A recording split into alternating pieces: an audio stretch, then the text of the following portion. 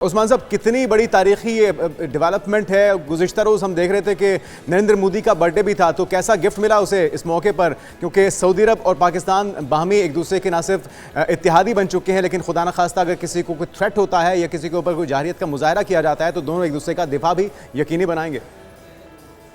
جی definitely یہ تاریخی پیش رفت ہے اور اسرائیل و بھارت کے لیے بڑا پیغام ہے. لیکن جو پاکستان سعودی عرب کے دہائیوں پر محیط جو دفاعی اسٹریٹجک تعلقات تھے ان کو ایک باضابطہ شکل دے دی گئی ہے، ان کو انسٹیٹیوشنلائز کر دیا گیا ہے، ادارہ جاتی کانٹیکسٹ کے اندر ہے.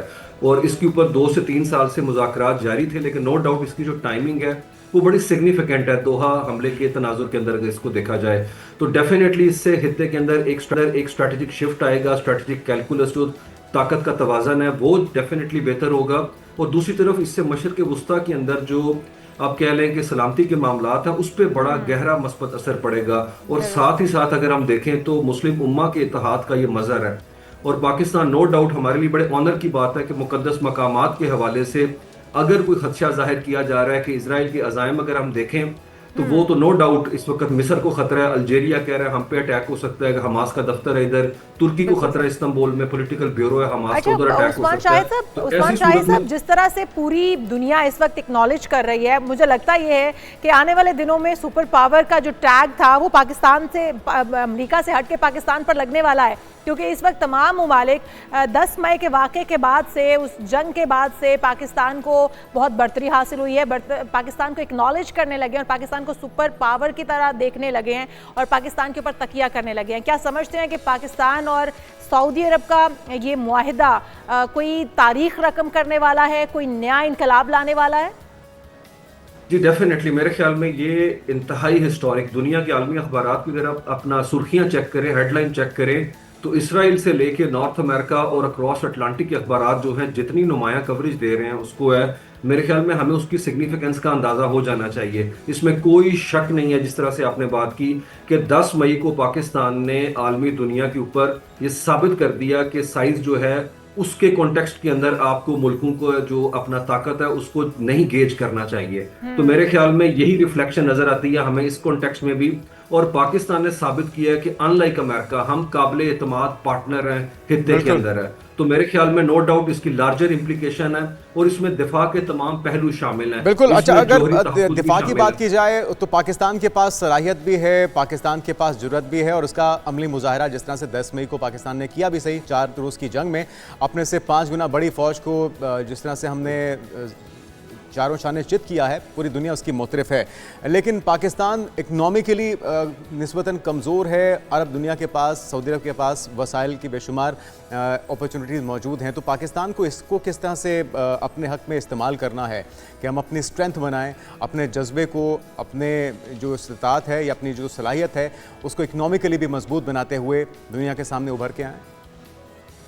جی 1960 کی دہائی سے لے کے جو اپنا سعودی عربیہ ہے اور پاکستان کے تعلقات کو اگر آپ دیکھیں اکنامک پیٹرن کے کانٹیکس میں تو انہوں نے بڑا تعاون کیا پاکستان کے ساتھ ہے.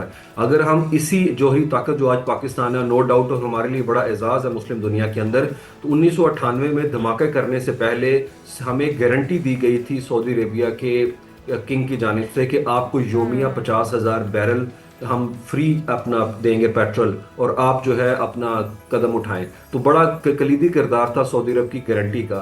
دوسری طرف ہم دیکھتے ہیں کہ تمام وفاقی وزراء سینئر کیبنٹ کو لے کے گئے ہیں. شہباز شریف ہے جس میں اورنگزیب صاحب بھی موجود ہیں جو کہ ہمارے سرمایہ کاری اور ہمارے تجارت کے متعلق معاملات کو دیکھتے ہیں. اور انہیں ریسیو کرنے کے لیے وہاں پہ ایئرپورٹ کے جو وزیر سرمایہ کاری ہیں سعودی عربیہ کے وہ موجود تھے.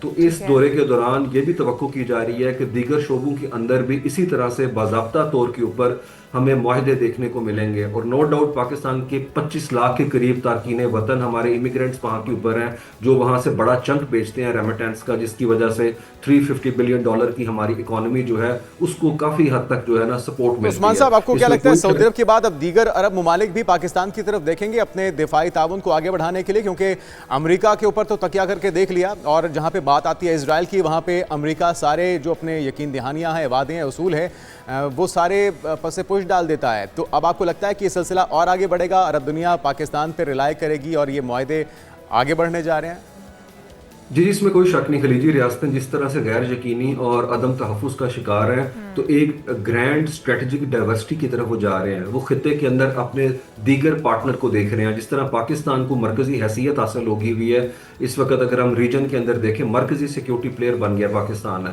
اور ہم ریلائبل ہیں جیسے میں نے کہا. تو نو ڈاؤٹ ہو سکتا ہے مستقبل کے اندر اس طرح کے آپ کو مزید جو ہے معاہدے دیکھنے کو ملیں، لیکن میرے خیال میں چائنا بڑا ریلیونٹ ہے اس کانٹیکسٹ کے اندر ہے، کیونکہ خلیجی ریاستیں جو ہیں مجھے لگتا ہے کہ آنے والے وقت کے اندر چائنا کے مزید قریب ہوں گی. کیونکہ چائنا نے جس طرح سے شو کیس کیا ہے، اپنی ملٹری کا مسل فلیکس کیا ہے، اس کے کانٹیکسٹ کے اندر میں دیکھ رہا ہوں کہ وہ گلوبل ساؤتھ کی طرف زیادہ جو ہے وہ ان کا رجحان ہوگا. اور نو ڈاؤٹ پاکستان جو ہے وہ مسلم امہ کے اندر اگر آپ دیکھیں پچھلے 5 مہینے سے ہماری سفارتکاری کے میدان میں دیکھیں تو ہم لفظی جمع خرچ نہیں کر رہے.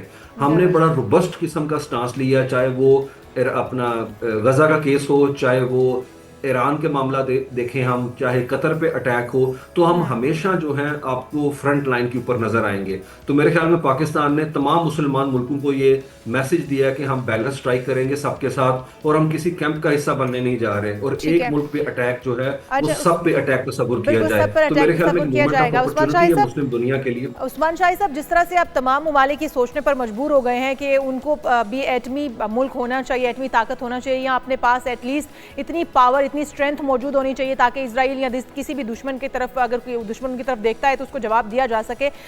پاکستان وہ پہلا ملک ہے اسلامی ملک جو کہ سپر پاور جو ایٹمی طاقت سے لیس ہے. بہت روکنے کے باوجود، بڑی رکاوٹیں ڈالنے کے باوجود پاکستان نے الحمدللہ یہ صحرا اپنے سر پر سجایا کہ وہ آج ایٹمی طاقت ملک ہے. اسی لیے شاید تمام ممالک پاکستان کی طرف دیکھ بھی رہے ہیں. کیا سمجھتے ہیں کہ کیا تبادلہ بھی ہو سکتا ہے افواج کا، ٹیکنالوجی کا، جس طرح سے یہ معاہدہ ہوا ہے؟ اگر خدا نہ خواستہ اس طرح کا کوئی موقع آتا ہے کہ سعودی عرب یا دیگر مسلم ممالک کی طرف کوئی آنکھ اٹھا کر دیکھتا ہے، تو کیا پاکستان کی افواج وہ بھی جا سکتی ہیں، نشانہ بشانہ کھڑی ہو سکتی ہیں؟ ان کا تبادلہ بھی کیا جا سکتا ہے، ٹیکنالوجی کا تبادلہ بھی؟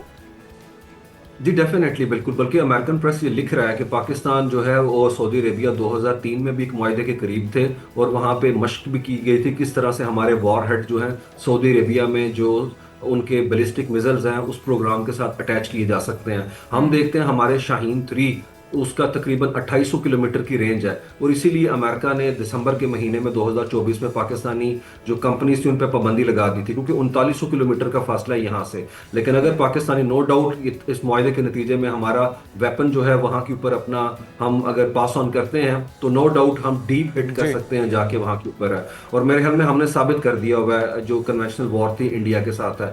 تو یہ چیز میرے خیال میں ٹرائیڈ اینڈ ٹیسٹی سے پاکستان کے کانٹیکسٹ کے اندر ہے. اور جیسے آپ نے بات کی، ہم مسلم دنیا میں واحد ہیں جن کے سر پہ یہ جو ہے نا ایٹمی نیوکلیئر اسٹیٹ ہونے کا جو سہرا سجا ہوا ہے. اور دوسرا ملک ہے ترکی. یہ دونوں ملٹری دنیا کی مسلم ورلڈ کی پاورفل ملٹری ہیں. ایک اپنا جو برٹش ڈیسینڈنٹس ہیں اور دوسرے جو ہیں آٹومن امپائر کی ہے. اور دوسری طرف ہم دیکھتے ہیں 2015 میں جو انسداد دہشت گردی کی سب سے بڑی مسلم امہ کی فوج بنائی گئی تھی، ان 43 کنٹریز کے اتحاد کی سربراہی بھی پاکستان کے حصے میں آئی ہے. تو میرے خیال میں سعودی عربیہ اس چیز کو مکمل طور پہ سمجھتا ہے اور اپریشیٹ کرتا ہے جس طرح سے انہوں نے. اچھا عثمان صاحب، اگر غزہ پہ ہونے والے مظالم کے تناظر میں دیکھا جائے تو اب صرف امریکہ کے علاوہ یا کچھ ان نون ممالک کے علاوہ، کیونکہ ابھی ہم نے دیکھا کہ جو لوگ فلسطین کو ریاست تسلیم کرنے کے حق میں نہیں تھے، امریکہ کے ساتھ اور کچھ ان نون ممالک تھے جن کا تذکرہ میرے خیال میں قابل ذکر نہیں ہوگا.